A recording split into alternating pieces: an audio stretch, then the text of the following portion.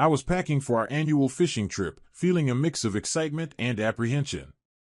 This trip, a long-standing tradition with my closest friends, felt different this year. Normally, it was a group affair with us and our wives, a testament to our inseparable bond since grade school. However, changes were afoot. Kenny had to miss the initial part of the trip due to a business obligation, causing his wife Pam to also delay her participation. Then Don had to cut his trip short for a meeting, leading his wife to stay behind. Once Becky learned that she'd be the only wife on the trip from the start, she opted not to join either. The alteration in plans was a letdown. Our trips were known for strengthening our friendships and spicing up our marriages, filled with laughter and memorable moments. Now it seemed like a shadow of its usual self. Despite my excitement for the trip, I couldn't help but feel a sense of loss, particularly missing the intimate moments with Becky. Yet the week leading up to the trip, Becky and I shared a passionate connection, a fervor that was both exhausting and deeply cherished. It was a bittersweet prelude to an altered tradition. For most of the year, our intimate life had settled into a routine that could be described as more functional than exciting, happening maybe twice a week. This was enough to meet our basic needs, but lacked the fiery passion we had in the early days of our marriage. Back then, our desire for each other was relentless, and we took advantage of every moment and place we could find for intimacy. However, about 5 years ago, this intensity began to wane, and our frequent encounters became less frequent, dwindling to just a few times a week. Becky seemed more and more reluctant, leading to frustration and occasional arguments on my part. Over time, though, I came to terms with this shift in our relationship, learning to handle my disappointment on my own. This context was on my mind that Thursday evening as I sat in the den trying to relax with a beer after finishing my packing. Becky was upstairs putting the kids to bed, a routine that had become as much a part of our lives as our changed intimate dynamics. After a while, I heard her footsteps as she came back down and went into the kitchen. She then joined me in the den, a glass of wine in her hand and a look of concern on her face. "Honey," she began, her voice laced with seriousness, "we need to have an important talk. I understand this might upset you, but please hear me out before responding. I promise to address any questions you have afterward. I should have brought this up months ago, but I needed to gather some information first." Her tone was earnest, hinting at the gravity of what she was about to share. I'm not sure why, but I felt a surge of fear. Becky's demeanor was apologetic and fearful, yet her resolve was unmistakable. It was clear she was about to discuss something serious. After taking a deep breath and another large sip of her wine, she continued, "I know our intimate life hasn't been satisfying for you in the past few years, honey. Frankly, I haven't found much joy in our moments together either. Davy, I love you deeply, but well, honey, you no longer stir the same excitement in me that you once did. And David, I want to remain your wife. You're an excellent father, a fantastic provider, and a true friend. But I'm seeking more than what you can offer me physically." I could feel anger starting to boil inside me. What was she implying? I thought she had grown distant, but what was the significance of the past week? I was certain I had made a significant impact.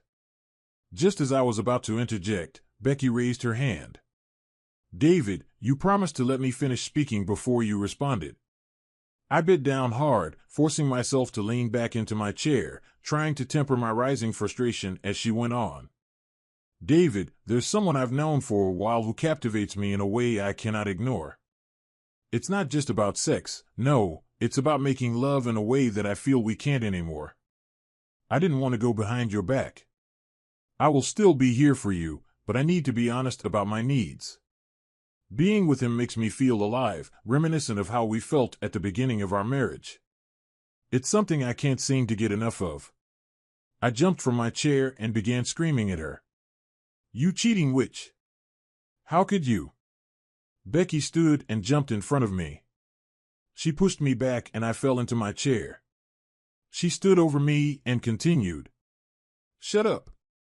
I told you that you wouldn't like what I had to say, but you promised to listen to me before you said anything. Now shut up and listen." I found myself rooted to the spot, stunned as Becky loomed over me, her gaze fierce with a determination I had never seen before. She went on, her words like a cold, unwelcome breeze. I've spoken with Don about the divorce laws here, and you need to understand the reality. Divorcing me won't be in your favor. You'd end up losing significantly. I'd be entitled to a large portion of your income for alimony and child support. The courts would likely grant me custody of the kids and the house to ensure their stability. Half of our savings and your retirement fund would also be mine. You'd be left with barely enough to live on, let alone maintain the lifestyle you're accustomed to. It would mean our children growing up in a broken home, dealing with all the associated difficulties. For your sake and for the kids, you need to come to terms with my decision. Despite everything, I still hold love and respect for you. Our life won't change much on the surface. I'm not cutting you off entirely. It's just that I'll be absent now and then, maybe even taking trips with him for the time we need together. As her words sank in, a mix of disbelief and anger welled up inside me. Watching Becky return to her seat, a silence fell over the room, heavy and intense. After a moment, I managed to find my voice, a mix of hurt and outrage barely contained. I can't believe this. How could you do this after everything, to come to me with such a betrayal? How long has this been going on? Who is he? Becky looked at me with some anger and said, using mean words won't solve anything, honey. I hope you can move past your feelings and we can continue living as we have for the past few years. I won't tell you how long this has been going on, or when or where it happens, and I definitely won't tell you who I'm intimate with. It's none of your business, and if I catch you snooping around, I'll have to take actions you won't like. I've been seeing someone else, and I'm done hiding it. I need to be honest because the sneaking around is too much. I want to be upfront about when I go out so you can take care of the kids, but I won't tell you who he is to avoid trouble. If you try to do something bad to him or me, it won't end well, especially for our kids who need you. Just know if you try to hurt us, there will be consequences. Once again, I sat there, shocked at how calmly Becky laid out her information. She seemed so sure, so prepared. It was clear she had been planning this moment for a while.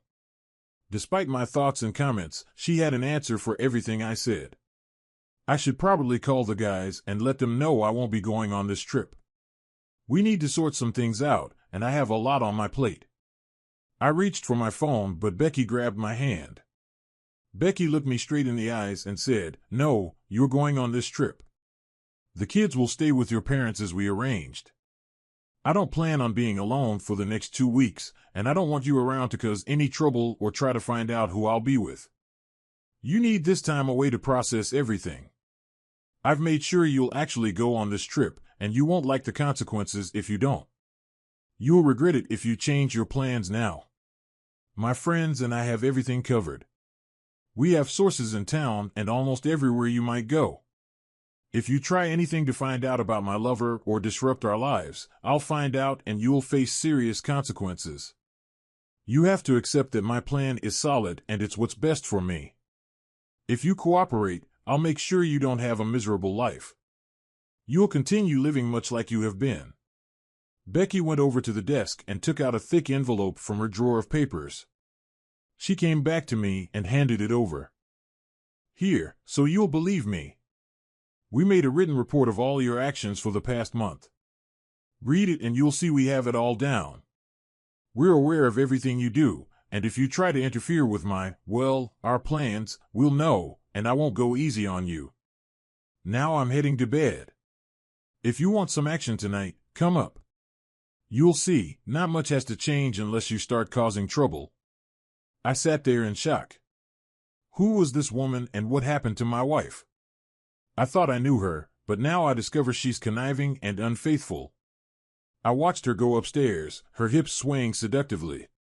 She knew she looked amazing, and she was using it tonight, but for once, it didn't faze me at all.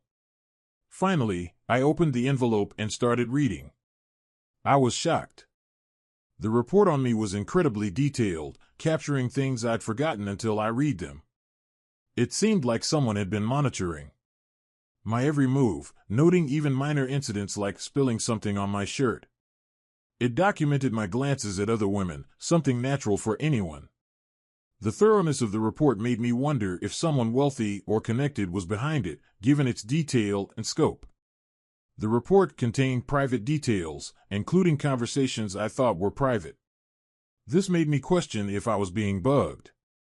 As I considered my next steps, particularly how to leave my cheating wife without losing out in a divorce, I realized I needed advice. My lifelong friends, who shared a complicated history with me and Becky, seemed like the go-to. But then a dreadful thought struck me. What if Becky was involved with one of them? Seeking their counsel could backfire if the traitor was among them, sabotaging my plans before they even started. Just as I was deep in thought, Becky called out from the top of the stairs, provocatively suggesting I join her in bed rather than mulling over things alone. She then returned to our bedroom, leaving me to consider my next move in this complex situation. I never did go to bed. I spent the night on the couch in the den. Becky woke me up when she started making breakfast.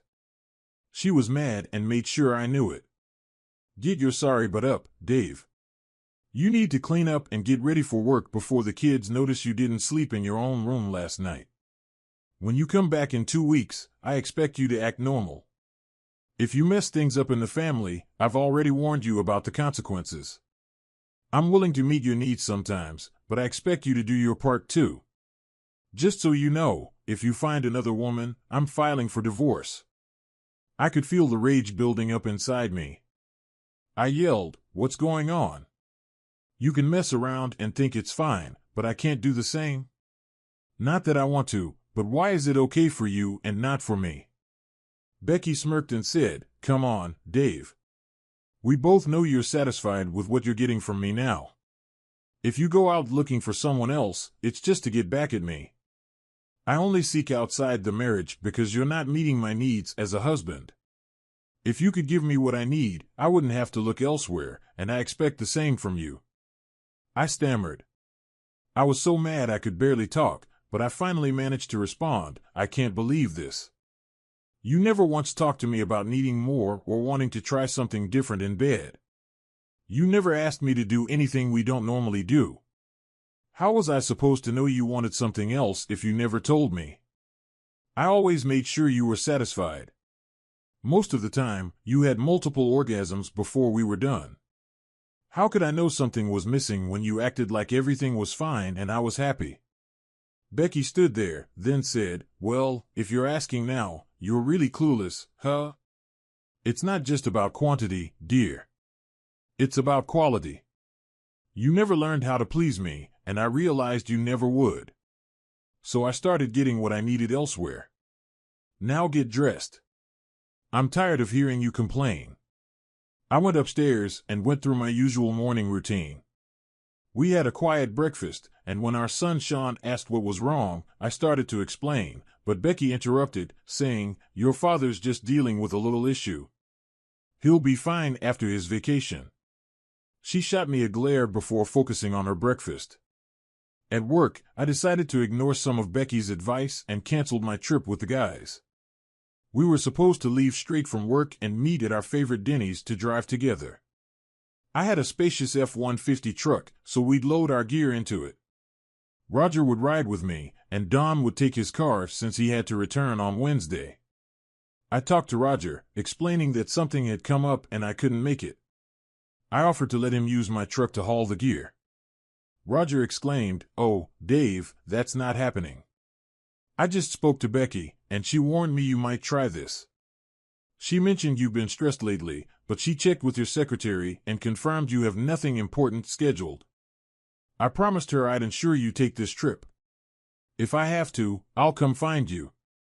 You're coming with us, and you're going to enjoy yourself."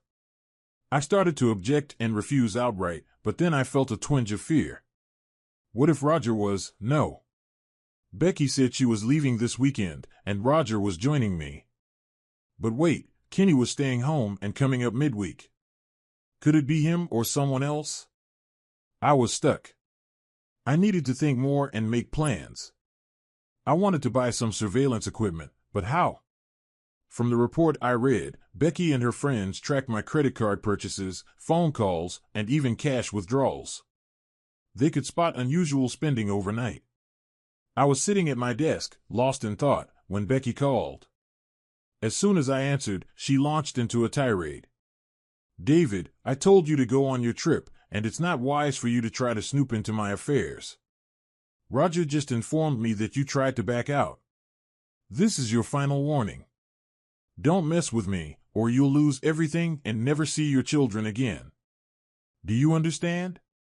This time she hung up abruptly, leaving me stunned once again. Roger had betrayed me. Did that mean he was involved, or was he genuinely concerned for me? Come to think of it, my old friends didn't seem as close as they used to be. It felt like they were now Becky's friends, and I was just tagging along. Could it be? Nah, not all of them anyway. I decided to go on the trip and met the guys at Denny's. While they were joking around, I sat gloomily. Finally, Don asked me what was wrong.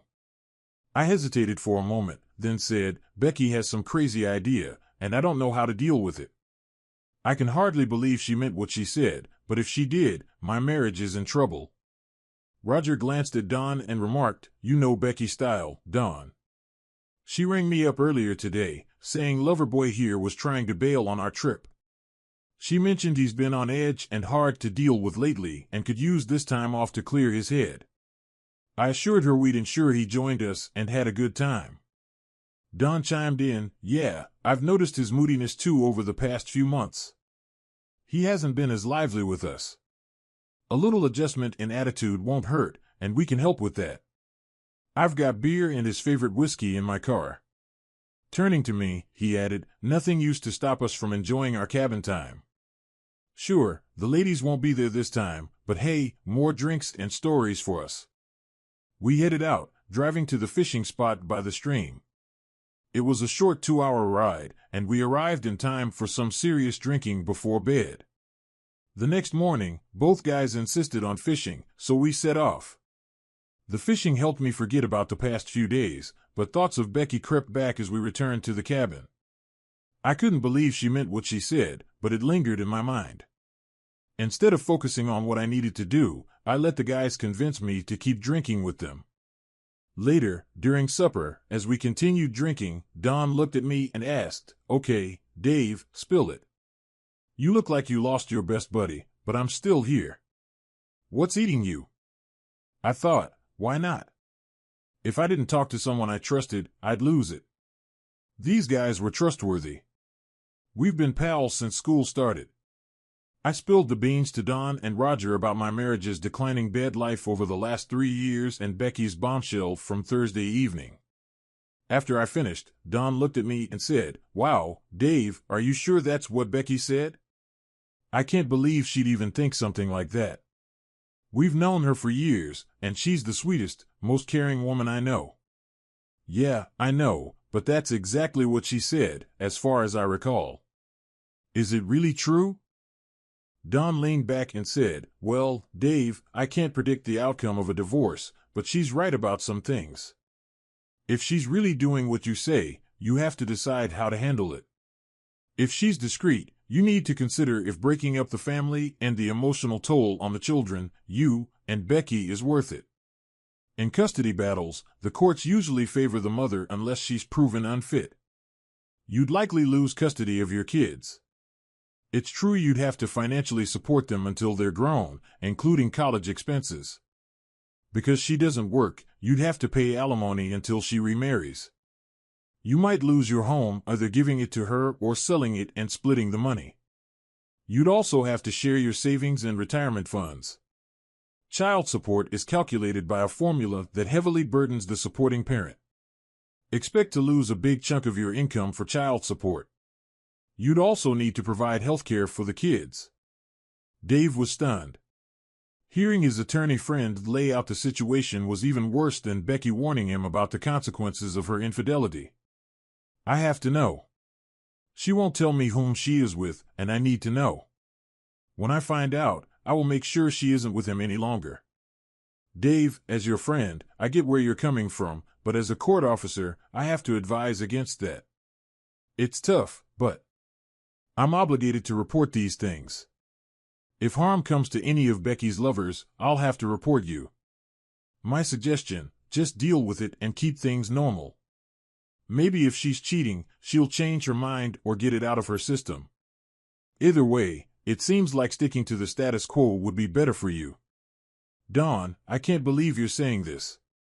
How would you feel if Shelley did something like that and threatened you? Would you just accept her cheating like Becky expects me to? Dawn looked uneasy and said, No, I'd probably be as upset as you are, but I trust Shelley wouldn't do that. She loves me and knows I'm the best partner she could have. I provide for our family, and she wouldn't risk losing that or hurting our kids or me. Buddy, you should just accept your situation. If Becky's as vigilant as you say, based on that report, you're in trouble. If you try to investigate her affair, she'll find out and retaliate. Heck, she might even know about this conversation if she's monitoring you closely. Did she know where we were going? Shoot, I didn't even think about that. Darn it, now I have more to worry about. Dave was confused by Roger's constant smile and Don's oddly happy expression during their conversation. He couldn't believe his friends were so relaxed about Becky treating him badly. Finally, he sighed, Well, forget it. Let's just have some more drinks. The next morning, Dave woke up before his friends. Feeling the need for solitude, he grabbed his fishing gear and headed upstream to his favorite spot. Just as he was about to start fishing, his cell phone rang.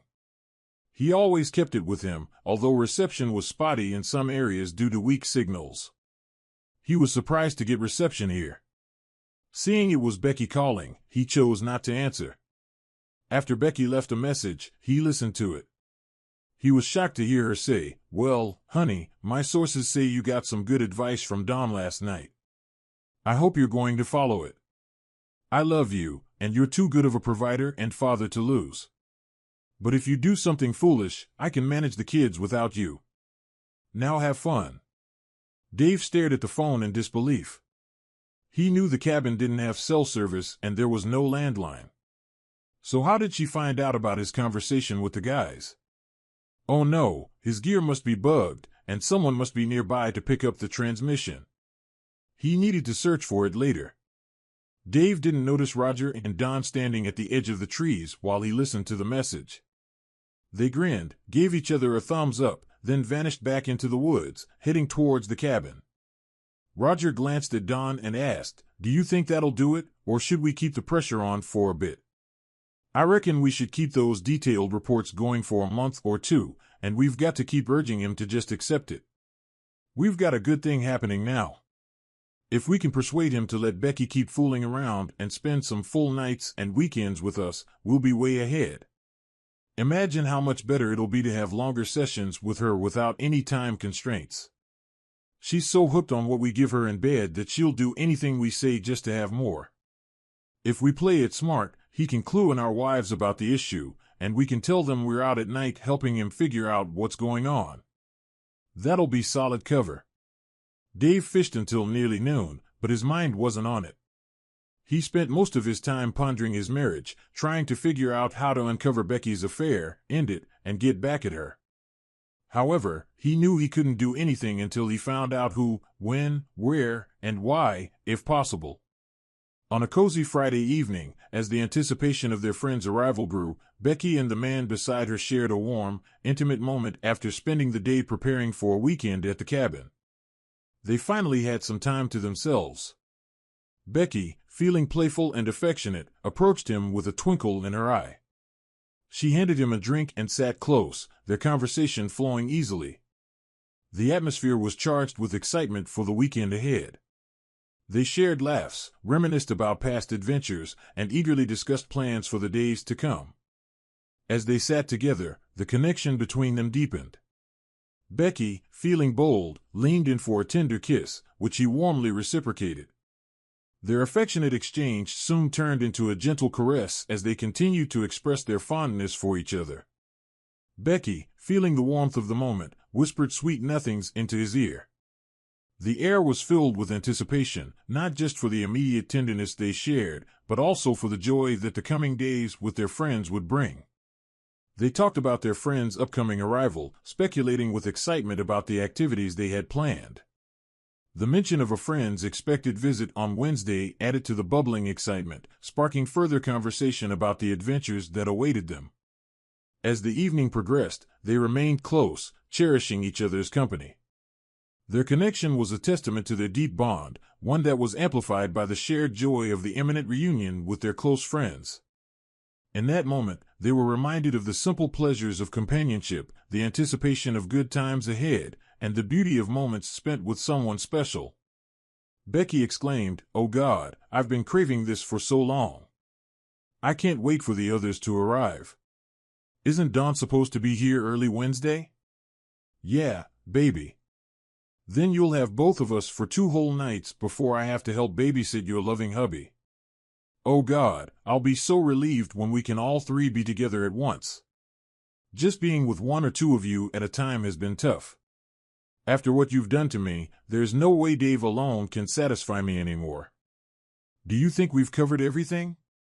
I adore him, and he's a wonderful provider and father. I don't want to lose him. Yeah, I think we can keep him in check. Yeah, I just hope Dave doesn't start confiding in our wives and causing trouble.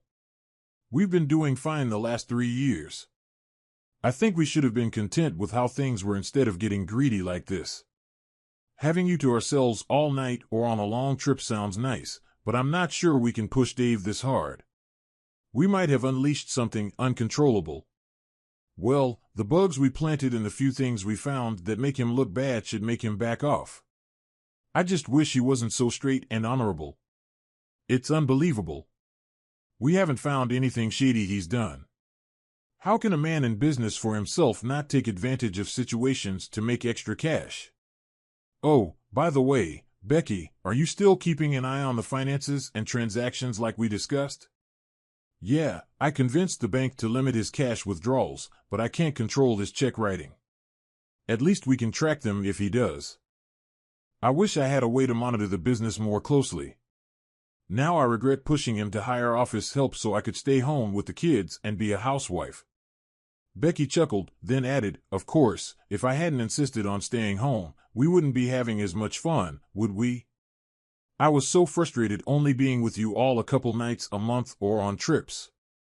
Being a stay-at-home mom allowed us to play more, and now with this plan, we can play whenever we want." Dave was gloomy and preoccupied by the river.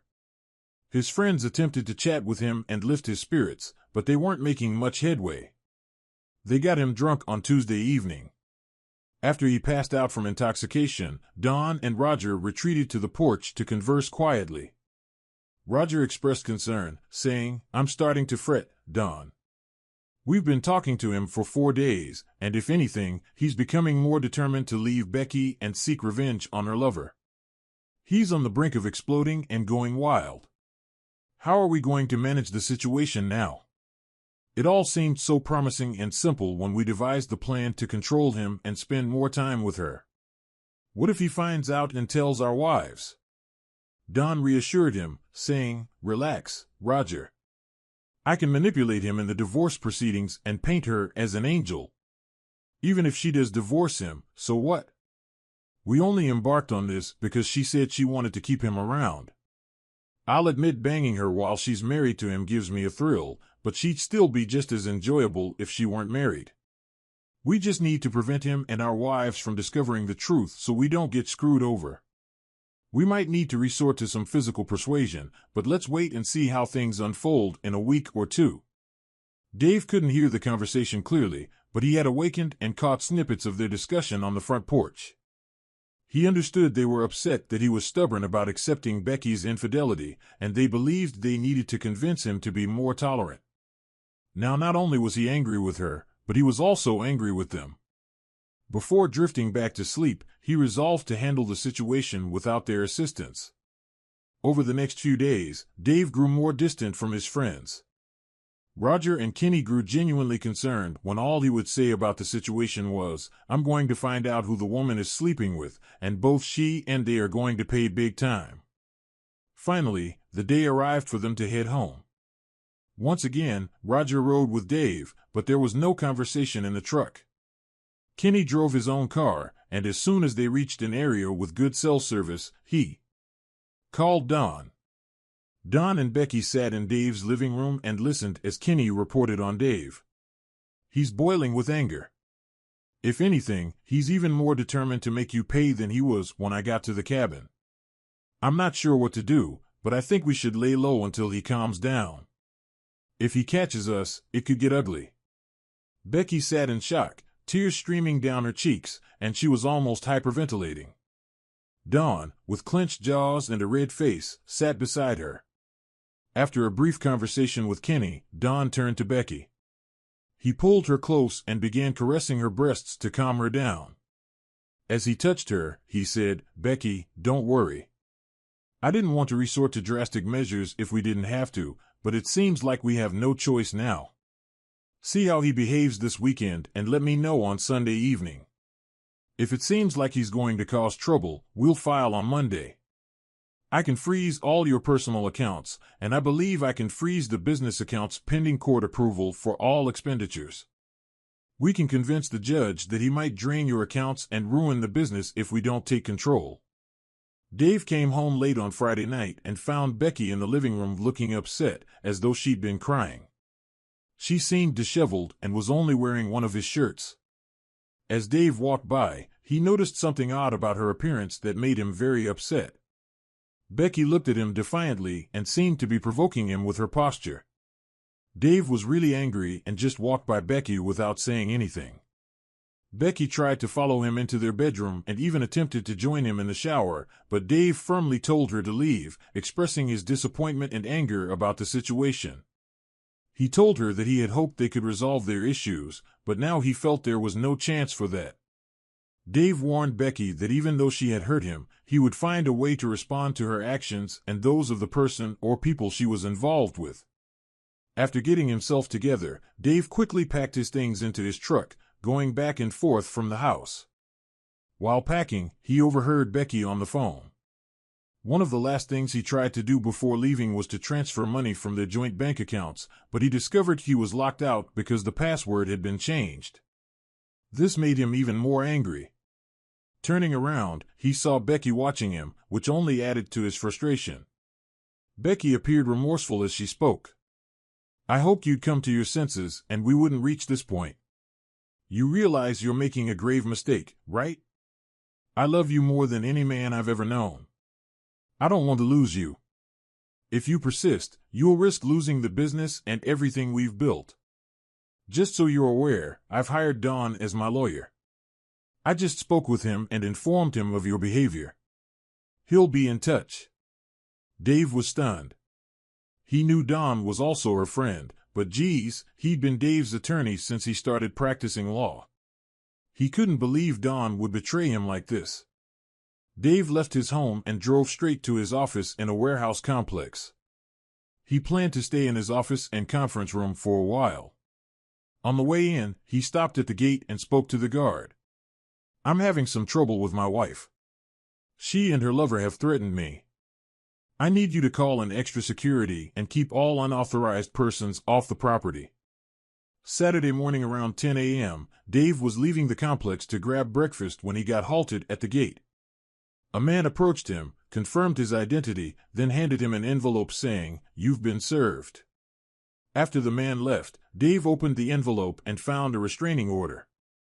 It stated that he couldn't come within 300 feet of his wife, children, or their home. Additionally, there was an order requiring court approval for any expenditures from his personal or business accounts, preventing him from depleting the company's assets before divorce proceedings, which were set to start the following Monday. After breakfast, Dave went to his assistant's house. When she opened the door, she remarked, "Dave, you look awful. What's wrong? I need to talk. I need help, and you're the only person I can trust. I'm sorry to bother you on the weekend, but I'm in trouble, and I have no idea who I can trust or talk to." She stepped back and gestured for Dave to come in. "Come on in, Dave. Would you like some coffee?" Dave followed her into the kitchen, where he saw her husband, Thaddeus, sitting at the table. It seemed he had interrupted their brunch, as there were plates with eggs still on the table. "I'm sorry. I guess I should leave." Thaddeus looked up at Dave and said, "You look terrible, Dave. Sit down and talk to us, for heaven's sake." Dave slowly recounted to the couple everything that had happened in his life since 2 weeks ago Thursday. Then he expressed, "I'm at a loss for what to do now or how to help myself. My supposed best friend spent the last 2 weeks urging me to let Becky continue her affair on the side. They argue that since she's been doing it for years and I never noticed, why should I disrupt things? And now Dawn, my former best friend, is collaborating with Becky as her attorney, entangling me in legal complications. I can't even spend money without court approval, and I can't get that until at least Monday.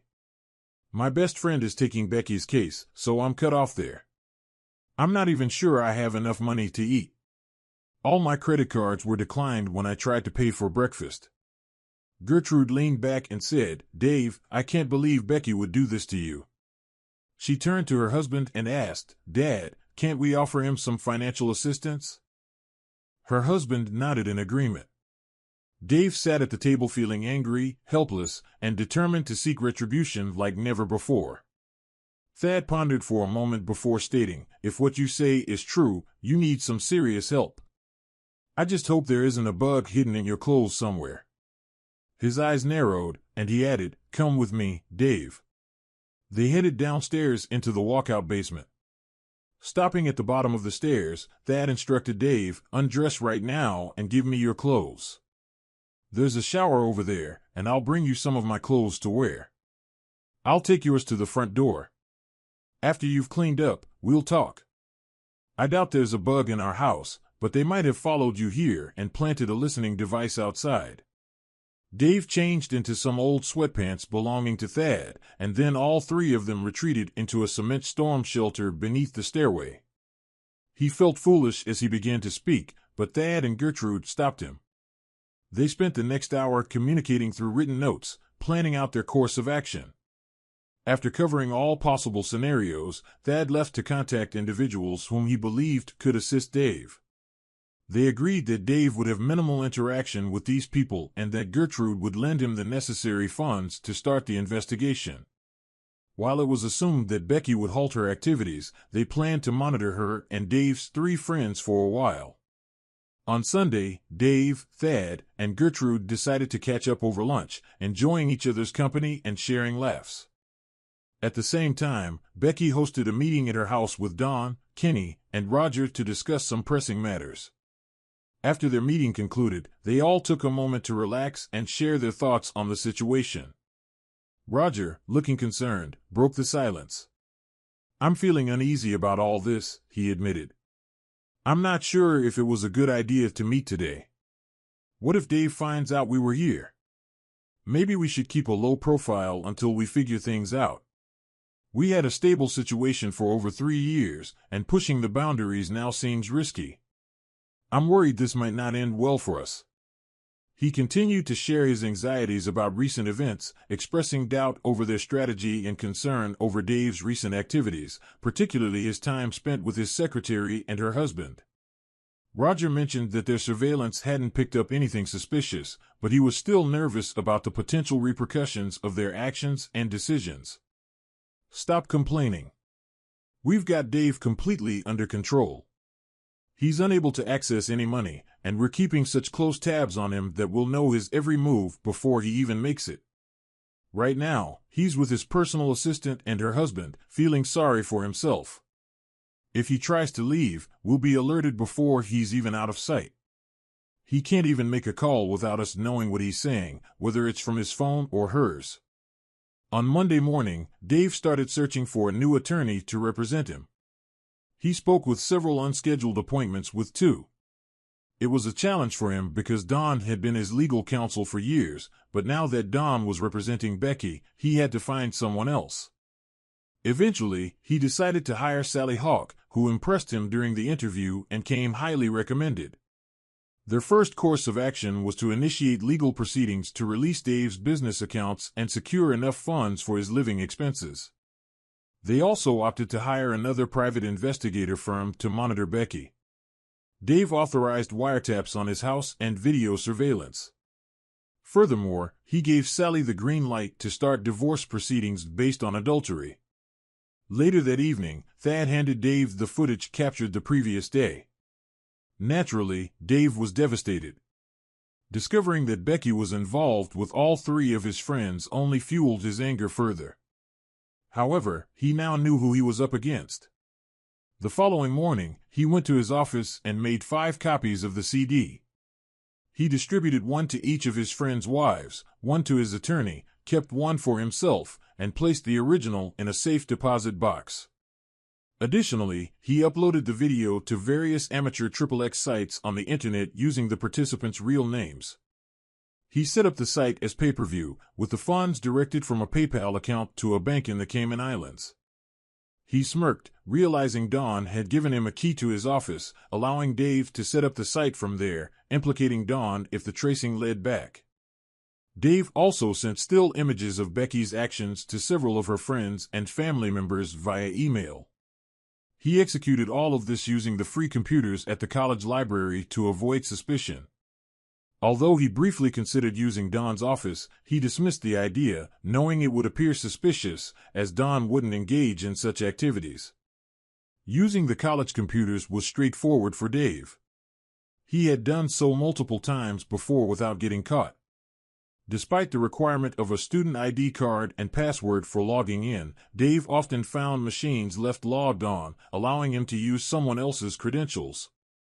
Moreover, the lack of CCTV security cameras at the local college meant he didn't need to worry about being captured on video in the vicinity. On Wednesday, Dave had a blast fielding phone calls from people who had watched the video. In the early afternoon, Becky called him in tears. She asked, "How could you do that?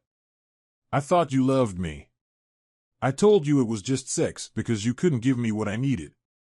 How could you ruin my life like that?" Dave chuckled, then replied, "Rebecca, I didn't ruin your life. You did. I'm just delivering the payback I promised if you went through with your plans. Frankly, now that I think about it, I'm pretty sure you've been cheating on me for a while.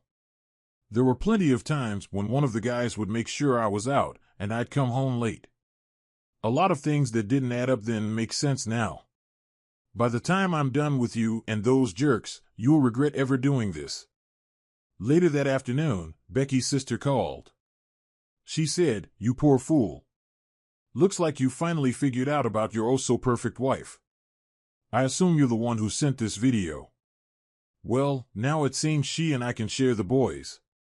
I didn't know she was with them until I got this." Dave shuddered as she hung up, her maniacal laughter echoing in his mind all night. Dawn also called, and as soon as Dave answered, he started yelling. Dave played along. Upon realizing it was Dawn, he kept Dawn on the line for almost 15 minutes. Dawn made threats of both physical and legal harm, saying, "You jerk. By the time I'm through with you, you'll wish you never crossed me. I'll have your wife whenever I want, and we'll have most of your money too.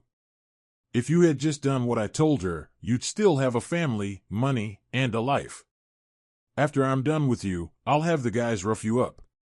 I've been with that girl since high school, and I'll continue to be long after you're gone. You jerk. Enjoy living in the dumps because that's where you'll be when I'm through. I'll file every lawsuit I can find and bleed you dry just to defend against them." Later calls from Becky's parents were distressing. Her mother was in tears as she asked Dave, "How could you do this to Becky?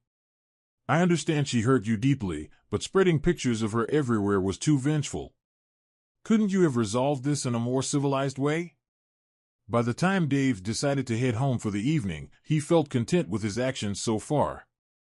He was confident that the computerized answering system his company had installed would prove its worth, especially from the recordings it made that day alone. Initially, he had concerns about how his then attorney and friend, Dawn, advised him to set up the system with the telecom provider. When a call came in, the computer would answer and give a warning before recording began. The warning stated, "Thank you for calling Central U.S. Inventory, Logistics, and Security Company. All phone calls are recorded for later use. If you do not want your call recorded, please hang up now. If you wish to speak to someone, please press 0 to be connected to an operator." It seemed Don either didn't consider the warning or was too furious to heed it, because all his threats and boasting were captured after the warning he insisted on including in the system. Dave saw this as poetic justice. Unfortunately, all the individuals involved in Becky's circle stopped associating with her once the legal cases were initiated. Fortunately, Thad's acquaintance managed to capture video and audio recordings on the first Saturday, as none of the private investigators recorded any incriminating evidence. While some suspicious phone calls were obtained, they were mostly ambiguous and of little use. One of Sally's initial actions was to report Don to the State Bar Association. His law license was promptly suspended, and he was permanently disbarred due to his unethical conduct and threats, even before the divorce and legal proceedings concluded. Dave's divorce was finalized with Becky receiving a small portion, around 25%, of the marital assets. Dave retained ownership of his company. Furthermore, Dave was granted custody of the children, primarily due to a subtle detail initially overlooked during the photo session when Thad's acquaintance captured images of Becky and the others. They inadvertently photographed another individual. This picture not only captured the scene of the event, but also showed a child peeking into the house from the backyard through the patio door. When the judge saw this evidence, full custody of the children was awarded to Dave. Dave's legal actions against Don proved highly successful. He was awarded $1.3 million in damages for breaching attorney-client privilege and for Don's misconduct in representing Becky while still acting as Dave's attorney. Don faced censure for his inappropriate relationship with Becky and various ethical violations, leading to fines payable to the state. As Dave pursued legal recourse against Don, Don's financial situation deteriorated significantly, nearing bankruptcy. Meanwhile, Shelley, Don's wife, depleted most of their remaining marital assets during their divorce. Similarly, Pam, Kenny's wife, received a significant portion of his assets after their divorce. Surprisingly, Roger and Trixie remained married, as it was revealed that Trixie had willingly engaged in the group's activities. However, Roger grew discontented with his friends' continued exploitation of Trixie. When Don and Kenny moved in with Roger after being ousted from their homes, tensions escalated. Kenny's frustration boiled over one evening, leading to a violent altercation where he assaulted Don and Roger. Kenny was hospitalized due to injuries sustained in the fight, and Don and Kenny were subsequently convicted and sentenced to a year in jail. Consequently, Roger and Trixie ended their marriage. Reflecting on these events nearly a year later, Dave and Gertrude discussed a news article detailing the conflict involving Don, Kenny, and Roger over Trixie. Gertrude then inquired whether Dave maintained any contact with Rebecca, noting her supervised visits with their children. Dave glanced at her and replied firmly, "No. We only communicate when necessary, usually about the kids. I have no interest in speaking with her, and if I could avoid it entirely, I would. I was just curious. You two seemed perfect for years, and then, well, I've always wondered if you knew why she did what she did. I just can't comprehend why a woman who loves her husband would act that way." Dave gazed at Gertrude, feeling a knot form in his stomach. He clenched his jaw and bit his lip before reaching into his desk drawer, retrieving a folder.